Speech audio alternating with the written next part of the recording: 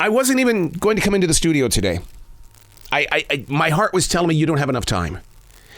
And I know I didn't have enough time yesterday because I was at a movie premiere. But my heart today was going, no, you don't have enough time. See, that's how easy it is to convince yourself to be a quitter, to set things aside. No, you've only got this much in the window. Don't go in the studio today. I'm not the only one that's doing this. Come on, tell me that you haven't looked at yourself in the rearview mirror in the car and said, we're not going that direction. I just don't feel like I should be there this moment. And so when you finally do convince yourself to put your big boy pants on, straighten up, tie your shoes, and let's move forward, then you look back going, what was wrong with that character back there?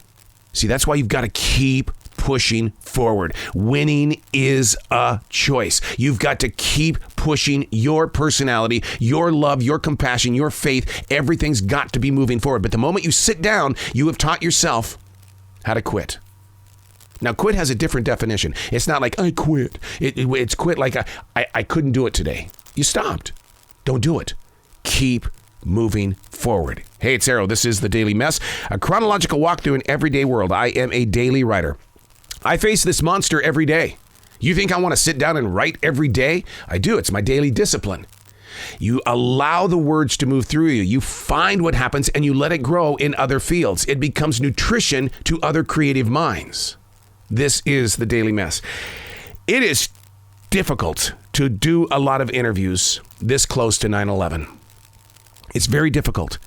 The research that I'm putting into every interview, and to listen to the stories and to hear the love still in the hearts of those that were affected and are affected.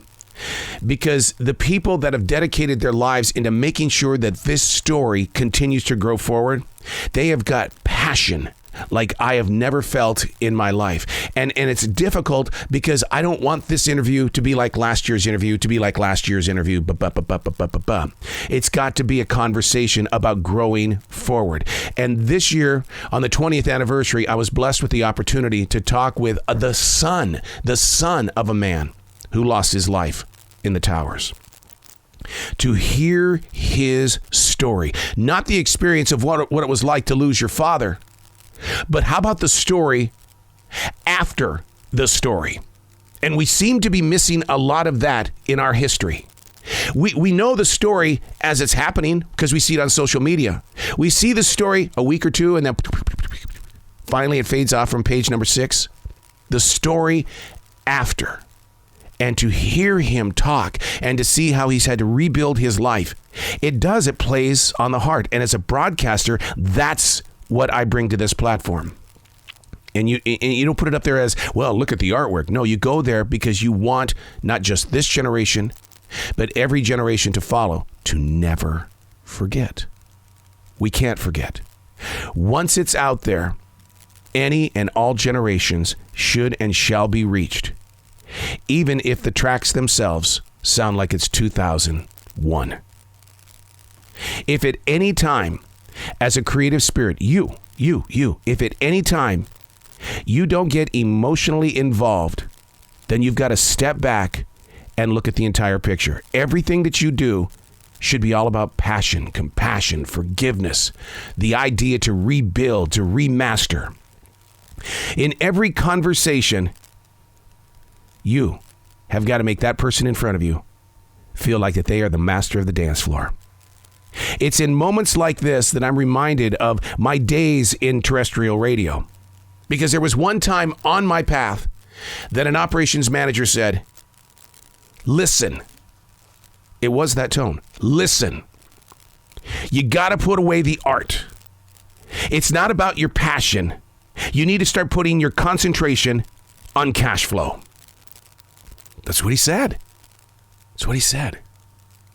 And so the passion-driven, communication-connecting person was all of a sudden going, have I had all of this wrong from the very beginning?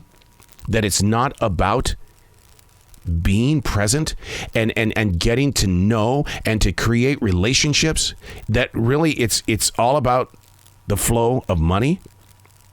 Well, I knew in that moment that my creative relationship with that company and with that person was over. And as much as I miss the hardcore drive of terrestrial radio, I remind myself every day that every person on this planet is brutalized by somebody around them.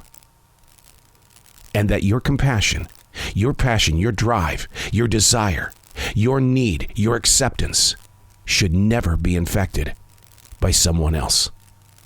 And that's why on those days when you don't feel like being you, push. You know what the difference is between trying and doing? I learned this while growing into the rank of 3rd degree in martial arts. The difference between trying and doing. I could sit around trying to have a conversation with you today, but I chose to do it. That's the difference. I'm Arrow, and that's the Daily Mess.